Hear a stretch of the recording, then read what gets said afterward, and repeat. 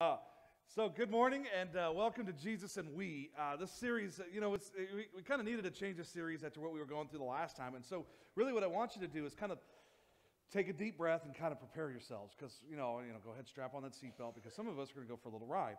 One of the things that's kind of big for us is a lot of times in culture today, we've changed Jesus and we to Jesus and me. It's become my relationship with God, how I dwell with God, how I do life with God. And really, it's supposed to be Jesus and we. It's not supposed to be so personal. It is a personal relationship, but it's together. We're supposed to do life together. We're supposed to do things together. When Jesus sent us out, when he said, I want you to go out and reach the world, he sent us in twos. He didn't say, go by yourself, see you later. It was supposed to be by twos. It was two of us together. So Jesus and we. A lot of us, we like to pray alone. We get home and we pray and we spend time by ourselves. And and really, the thing is that have you ever prayed with somebody else? Can you turn it down a little bit? I can hear that it's getting ready to feedback. And so a lot of times we don't feel that we're praying with, when we pray with other people, you feel that impact. You feel the difference. I've walked away from prayer meetings and I've just been in tears from praying for people. And I've just said, man, it's amazing when you pray with others and you take that just me by myself. You guys ever been in the car by yourself and you've got the worship music turned up loud, or maybe it's not worship music for you. Maybe you've got, I don't know, AC/DC, whatever's going on. Maybe you're listening to Aerosmith, Living on the Edge. I don't know. But maybe you've got it blasting. And what you've decided is that you became invisible while you were driving, right? You were like singing out loud and nobody could hear you. And so, you thought that you were invisible. It was kind of like the same time that you were digging in your nose when you were driving, thinking that it was invisible. You're like, I got gold up there. It's time for me to find it. And so that's what you've got. Nobody's ever going to see me, right? That's what you think. You go, nobody's ever going to see me doing this. I saw you.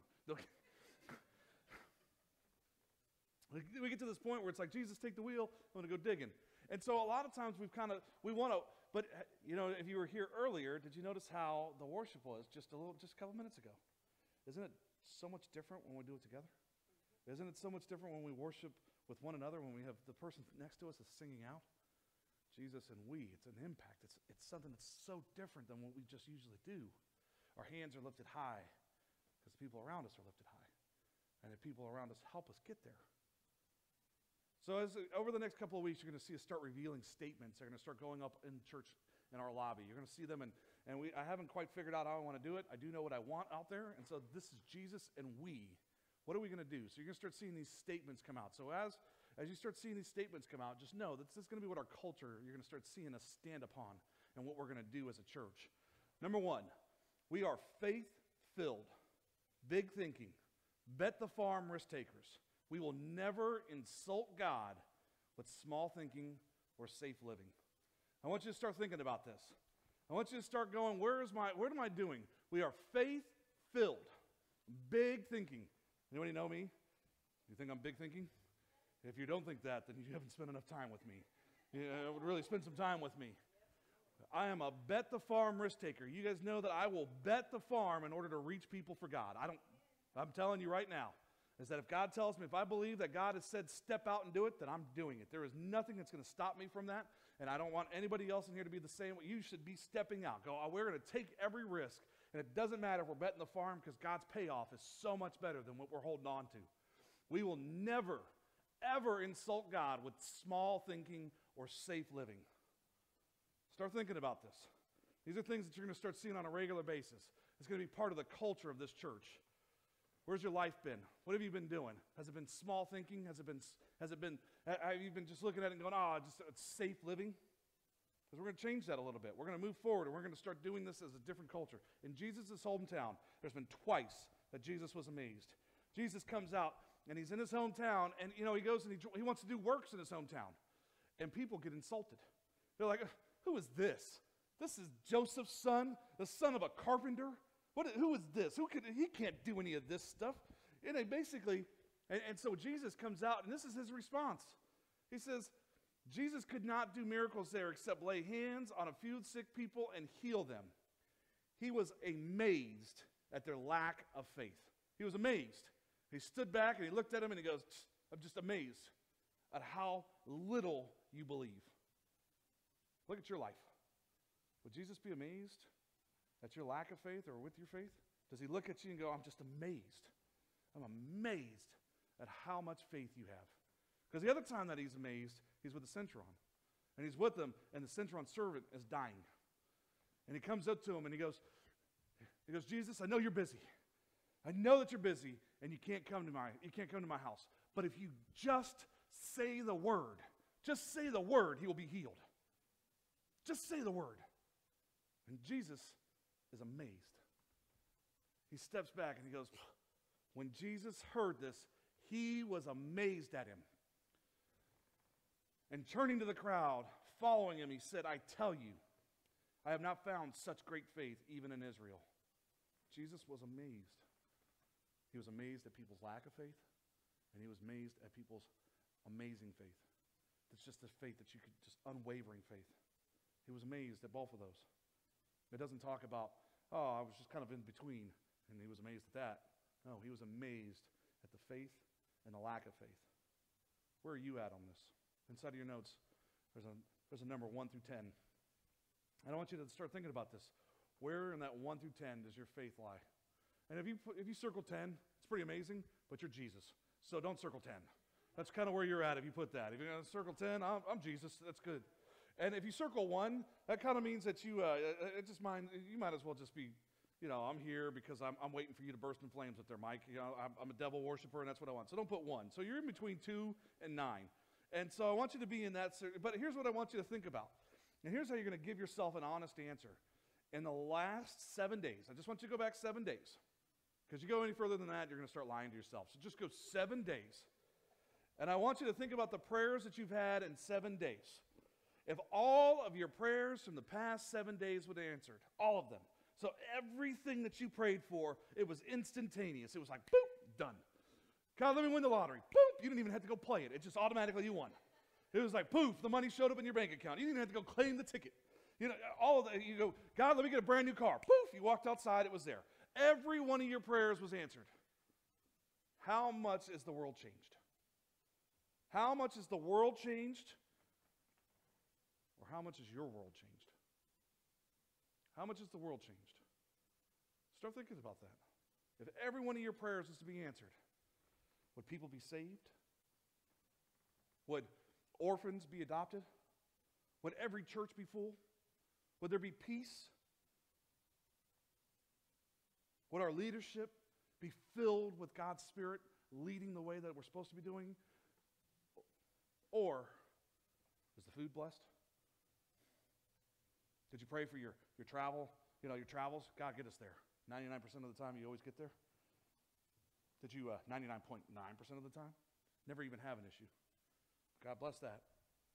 God, so thankful. I prayed for the parking spot in front of the mall. Man, it was there. You are amazing. God, please help me get rid of these thigh pimples. My wife, where'd you go there? You start thinking about it. 1 to 10. Where do you end up at? Where are your prayers at? Where's your faith at? It's a hard question. It almost feels like it's loaded. Because for some of you, there is no rating because you didn't pray at all this last week. For some of you, you just look at it and go, nothing would change because I didn't pray. You might say you prayed because you want to look good here, but you know that you didn't pray at all. But you just sat there and said, will you stop talking? Was Jesus amazed at your faith? Or is he amazed at your lack of faith? Is he just amazed looking at you and go, man, what are we doing here? What's happening? I can't even do any works in you. Or does he look at you and he goes, man, it's already happened. Because that's the faith that we're supposed to have. There's some fact-filled, as we're going through this, because I'm not here to just beat you up today. We don't come to service to be uninspired. Yeah, Mike, I came here and you beat me up all day. That's not what we're here for. We're here to be able to walk out inspired, knowing that worship and knowing that everything, we come out of here and go, man, it's going to be amazing. So what do? Mike needs to give you the tools to walk out of here with. I need to give you some things that you look at and go, well, Mike, I'm a 2 right now. How do I get to a 7? So let's start here right now. And number 1, you cannot play it safe and please God. You cannot play it safe and please God. In Hebrews 11, so if you're ever looking for these faith-filled, it's the chapter that you look at and it's all about faith. So Hebrews 11. And so we're going to start at verse 6 right now. And it says, and without faith, it is impossible to please God. Without faith, it is impossible to please God. It's Hebrews 11:6. If you can accomplish your goals without God, then you have a lack of faith.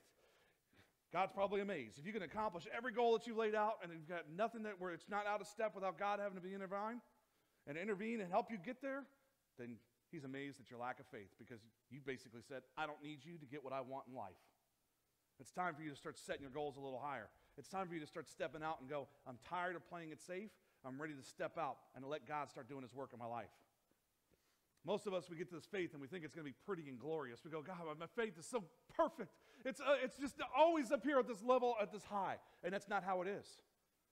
If you've been a Christian, if you've been walking for a long time trying to follow Christ, you know that your faith is like a roller coaster. It goes up and down, and then you have these times where you're like going, I believe that God's going to do amazing things, and all of a sudden you start having all these doubts over and over and over again. You go, God, what's going on here? What's happening? And those are the doubts that all of us have. I don't care if you're a super Christian or if you just walked in. Those are doubts that everybody has. It happens.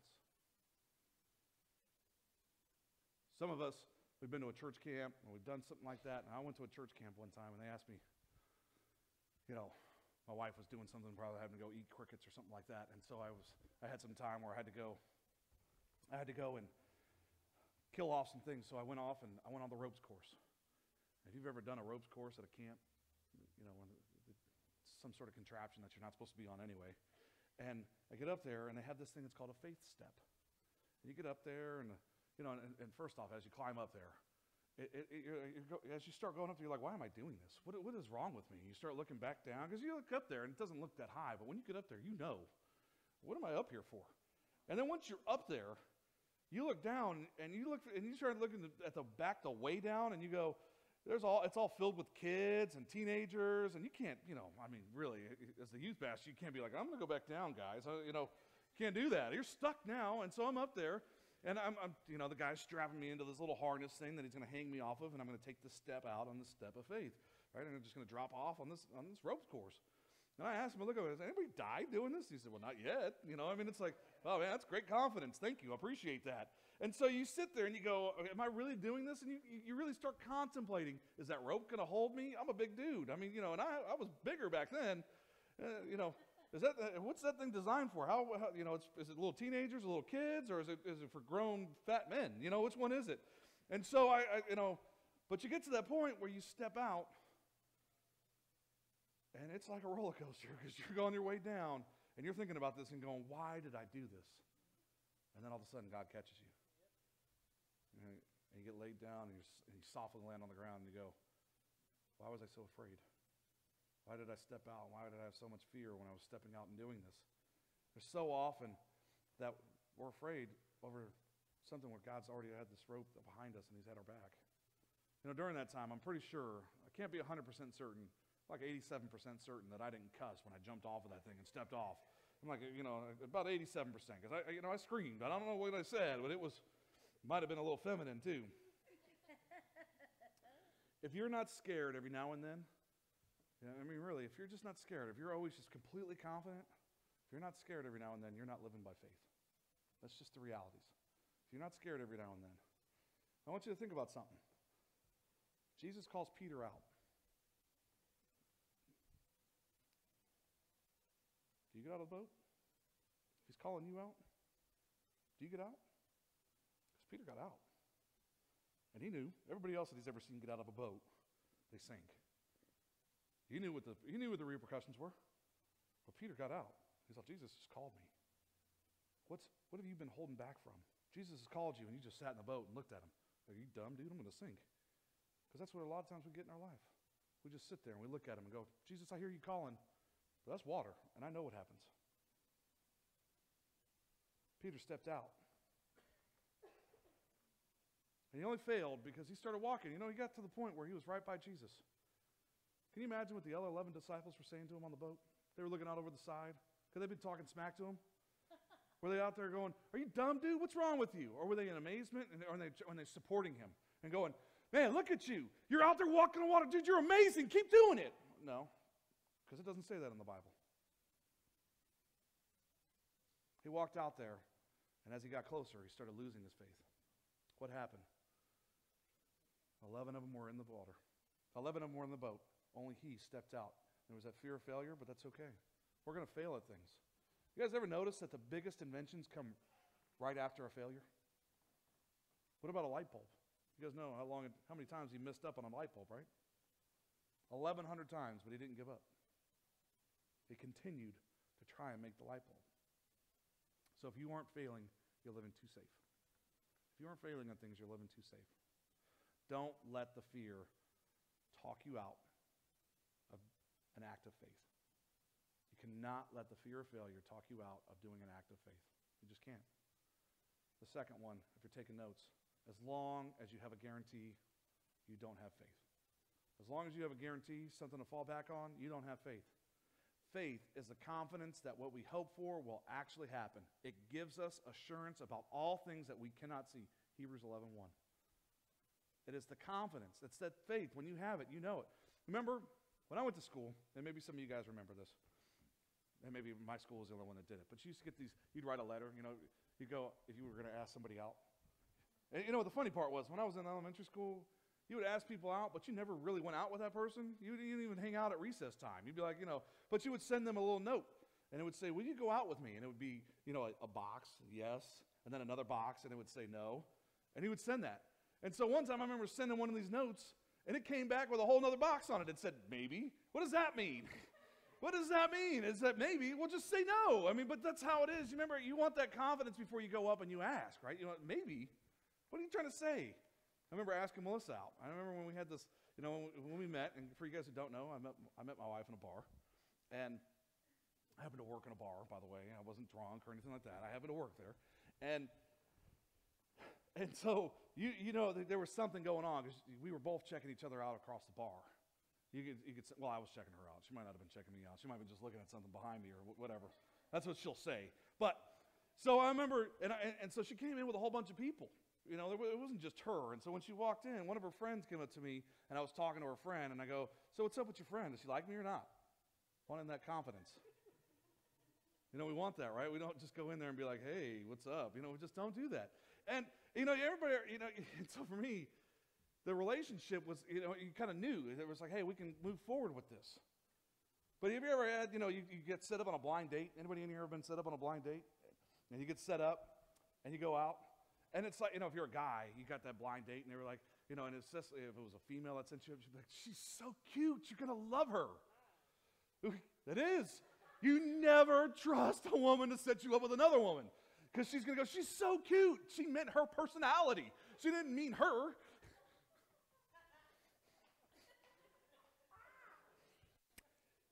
You can have faith, or you can be in control. But you can't have both. Which one are you trying to do? I can have the faith and step out and ask Melissa, or I could have been in control and started asking all of her friends and lost that opportunity. I got lucky. Where are the things that you've been holding back because you wanted that control? You go, this may work, and it may not work, but you need to trust God to find out. Failure is part of every success. Some of us were called to start a life group, and we're like, I don't really want to do that. I'm afraid of this. I'm afraid of maybe nobody's ever going to show up to my group. Let me tell you, I'm the senior pastor of this church, and nobody ever shows up to my group. Okay, that's just what happens. I have a group. I've done it every year that we've done this, and nobody ever shows up. I just sit there, and I look at myself and watch TV. Like, this is cool. I get some time alone. It works out good for me. But it could be for your group, you might get a whole bunch of people that show up. You might get a whole bunch of people. You might actually have friends where I don't. You guys just call me friend and, really don't mean it. No, I'm kidding. Maybe you've been called to take a new job. Maybe you've been called to step out and take a new job. And you're like, I don't know if I want to do that. I don't know if I want to step out and do that. I don't know if I'm really, we're afraid of risking the failure. I'm comfortable here. Maybe you're afraid to ask her out or ask him out. And you never know. And you're going, why have I been single for all this time? Why am I still alone? Because God gave you the plan and the direction to go, and you were just too afraid to do it. As long as you have guarantees, you don't have faith. As long as there's a guarantee there, you don't have faith.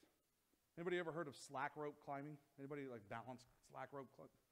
So here's what it is. That's the difference between, you ever heard of tight roping? You guys have heard that, right? People that are, idiots that get on these tight rope and walk along the side of them. Okay, well so So there's another type of rope climbing, and it's slack rope, where the rope has, it's not taut, and it's got this nice little U in it.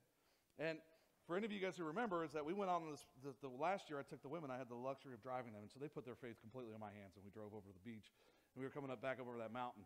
But as we were there, we had there were these guys, and they were setting up this rope, and they were going to do some slack rope climbing. So as I was sitting there, I had time to kill. You know, I was cooking, and I had some time to kill, and they were setting this rope up, and what are you guys doing? We're rope climbing. We're going to do this slack rope balancing. And so I watched these guys, and it was pretty entertaining to watch them because they'd get on this thing, and they would fall almost immediately. And so it was pretty fun. But I looked at it, and I said, I can try that. I want to try it. I just wanted, and it wasn't like, it wasn't like one of these things where I had to go try it at 80 feet in the air. I've already done that once with the faith step. It was 4 feet off the ground. So I go, what's the worst that's going to happen? What's going to happen? So I climbed up on the rope, and I was holding onto the tree, and I just held. I just sat there, and I said, I'm not going anywhere. I just watched all these dudes, because you get up there, and 4 feet all of a sudden seems a little higher than 4 feet. You're looking at it and going, I'm not going anywhere. You never take that step. You never step out and just continue to hold on, because that's my security. And I was holding on to this tree. You have to step out to find what God's trying to do for you. You have to step out. So often, all we do is hold on to that security. To step towards your destiny, you have to step away from your security. To step towards what God's asking you to do, step away from that security. You have to stop being a tree hugger. You have to let go of it and start moving forward with what God has asked you to do. And you're like sitting there and going, I'm going to lose my balance. It's part of it. But you have to step out. You have to start doing it. To step towards your destiny, you have to step away from your security. In Hebrews 11:8, by faith, Abraham, when called to go to a place that he would later receive as his inheritance, obeyed and went, even though he did not know where he was going. He didn't even know where he was going. He didn't have any idea what direction he was going to go. He had no idea. He just said, I'm to go. There was no security. He just knew that God had called him to work towards his destiny. What is it that you have been held back from? So often we're supposed to have this faith in and through our church, and we don't even put ourselves into church. We just show up and we sit in the seats, and we don't actually put our faith into doing what God has asked us to do. We sit on the sidelines and go, I'm not going to share my faith because people are going to be, they're going to judge me differently. I got to look at these people at work, or I got to do this. And so we don't ever talk about what our faith is. We don't ever start telling people, hey, this is who I am. We don't even know our neighbors most of the time. How can we ever actually love them? We don't even know the person who lives to our right and left. It's like, how do we actually have a relationship where we're trying to do 2 commandments that he laid out for us? He laid out 2 things. Love God, love your neighbor. And we do very poorly at loving our neighbor. Here's an example, guys. I want to tell you something. There's 160,000 people in Fairfield Sassoon. 160,000. There's 59 churches. National statistics, average church is 80 people. That's your average church, 80 people. So we'll just use that number for everything. How many people? We're reaching 5,000 people in church every week. That's what we're reaching in Fairfield Sassoon. It's not even 5% of the population. We're not even reaching 5% of Fairfield Sassoon. We were called to do a great commission. Not a good one, not a semi-here, just go out and hang out. We were called to do a great commission. It's great, and we don't take it that way. We look at it and go, nope, I'm just okay, just doing my life on my own, and we never step out towards our destiny. We never step out and go, this is what I'm called to do, because we're so stuck to the tree. We're afraid of giving up the security, so we never share our faith. We never invite people to church. And when we do invite them, we hope that they don't show up sometimes, because we don't know. We go, Mike, well, maybe Mike's going to suck this week. Maybe I'll be good. Who knows? We get afraid to start tithing. We go, I can't believe that this is actually going to, how's this going to work? How does God make it to where I give my 10% and all of a sudden he makes it to where I live comfortably with the 90 that I have left? I don't understand it. I don't understand how that works. And our faith all of a sudden starts to go from a 2 to a 3 to a 5 or a 7. Maybe you've been called to serve in youth, let me tell you, because that's where I started at.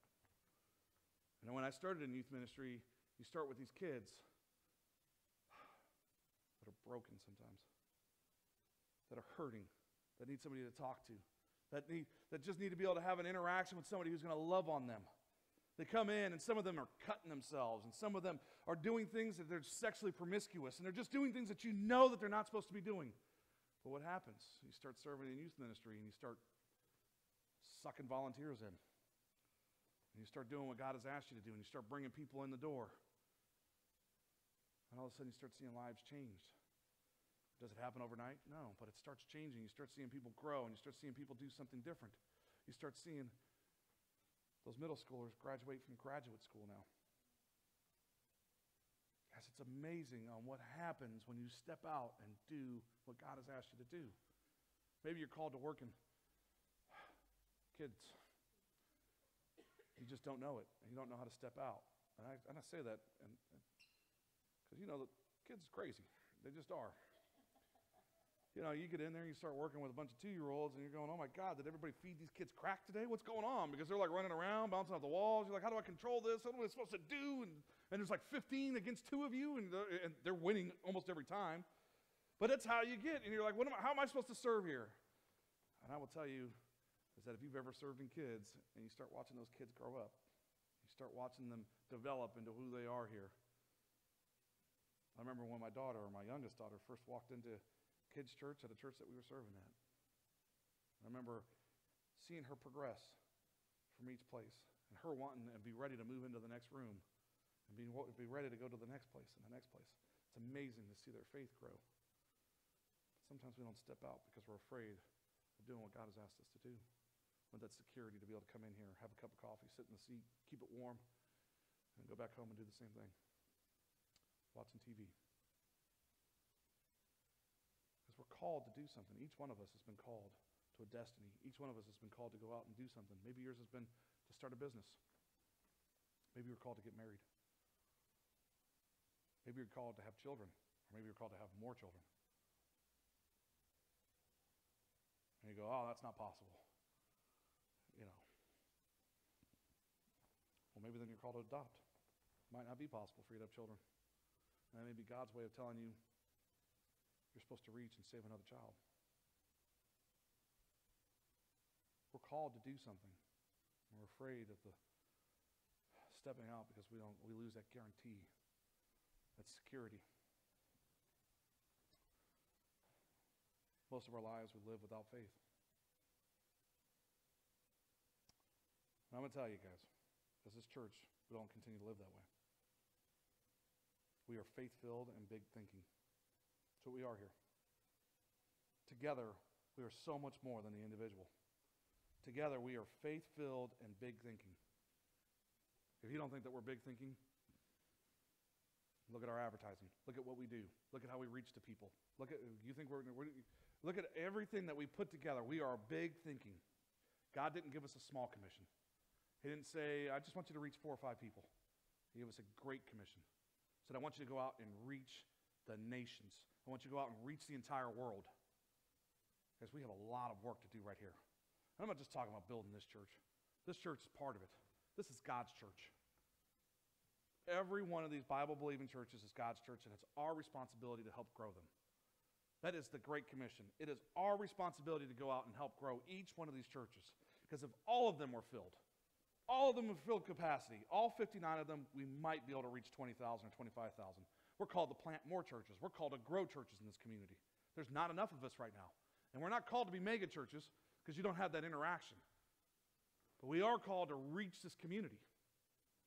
What are we doing? And why are we sitting on the sidelines not doing it? Why are we continuing to think so small? Well, Mike, we got to do this. No, we don't. We need to think big. You fill in the small steps while thinking big. A lot of times we get to this point and we go, I don't want my church to get too big, or it is too big. Your love for people is too small. That's what it is. Your love for people is too small. God doesn't want just a few people to come to repentance. He wants all of them. He wants all of them. Right now there's 7.2 billion people on the planet. I didn't say million, I said billion. It's a lot of people. What are we doing to reach them? Jesus and we. Because you can't do it on your own, right? And we can't do it without reaching other churches. We can't do it without having other churches come together and help us. We can't do it all on our own. We got a huge city here. It just starts right here. Jesus and we. What are we doing? How are we going to fulfill the Great Commission? How are we going to fulfill the 2 commandments just for ourselves? To love one another, to love God. That's where it starts at. Because if you have love for one another, you want them to get saved. You want your neighbor to get saved. You want your neighbor to be in church. Let's start loving. Let's start doing life with one another like God asked us to do. Like Jesus showed us how to do. That even when people were mean to him, you know what he did? He walked out of a city, slapped his sandals together, and shook the dust off his feet. Walked on. Didn't take it personal. He just said, that's them. I'm going to the next place. Got to reach them. Got to do what my Father has sent me to do. What does God ask you to do? Because he asked each one of us to do something. And we've just held on to that security instead of doing and going and fulfilling and finding fulfillment. Let's start living the life that God asked us to. Let's start fulfilling the call that he put on each and every one of your hearts. Each one of you has something. Let's start by praying right now. Let's pray. Father, thank you so much. Thank you for the hearts you're changing right now. It's happening. And so often, we don't even feel the softness and the hardness of the hearts starting to break apart. How we've built up these walls, and we've made it to where we continue to block people out, and we're afraid to reach people because we don't want to get hurt, and so we've made our hearts hard. God, we're asking for you to start breaking down those walls to allow us to start fulfilling that love of one another, to love you, start following through on the Great Commission. God, it wasn't a small commission, it was a great commission. And we're called to reach out, called to love, called to grow disciples.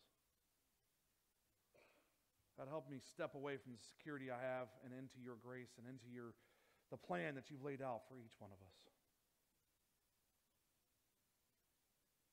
God, we need your wisdom to not step off into that faith just because we think that's direction.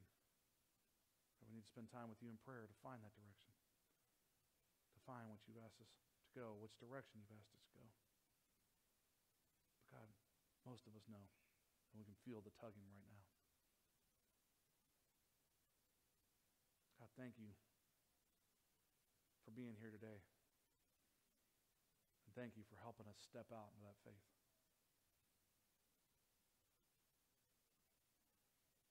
And all this we pray in your Son, Jesus' name. Amen.